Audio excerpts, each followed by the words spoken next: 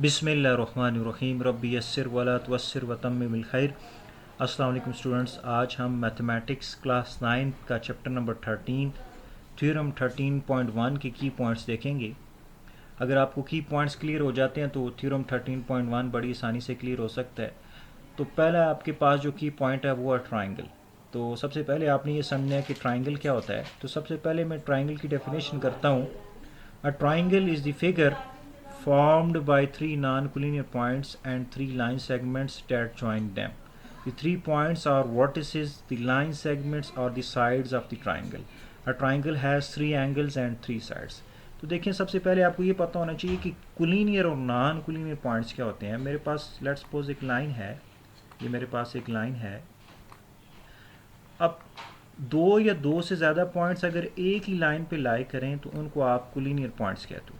Let's suppose एक point मेरे पास ये है, एक पॉइंट मेरे पास ये है, ठीक है, और एक पॉइंट मेरे पास ये है। ये 3 पॉइंट्स मैंने एक ही लाइन पे ड्रा किए हैं, तो ये कोलिनियर पॉइंट्स होंगे।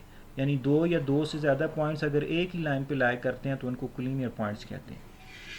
अब नॉन कोलिनियर पॉइंट्स क्या होते हैं? दो या दो से ज़्यादा पॉइंट जो एक ही लाइन पे लाई ना कर रहे हो। देखेंगे मेरे पास 3 पॉइंट्स हैं, एक पॉइंट ए है, एक पॉइंट बी है, एक पॉइंट सी है। तो ये तीनों नॉन कोलिनियर पॉइंट्स है because they don't lie on the same line.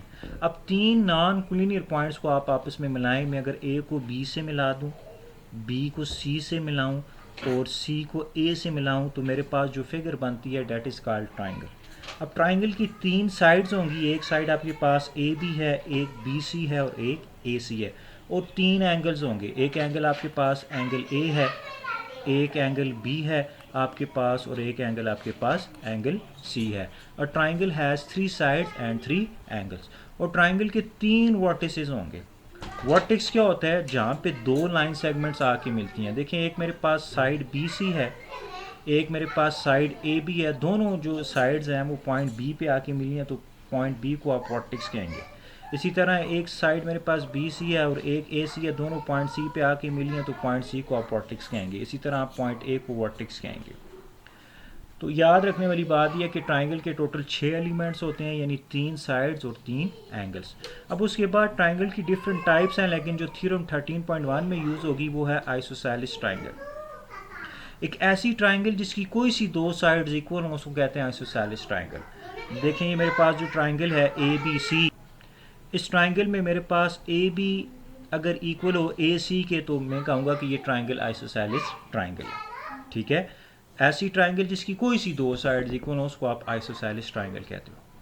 अब तीसरा मेरे पास जो की पॉइंट है वो है आइसोसेलेस ट्राइंगल थ्योरम। ये एक आपने थ्योरम, एक रिजल्ट याद रखना है। वो रिजल्ट ये कि कहता है अगर किसी ट्राइंगल की 2 साइड्स कंग्रुएंट हों, ये कंग्रुएंट का सिंबल है, ठीक है, इक्वल टू लिख के ऊपर मत डाल दें।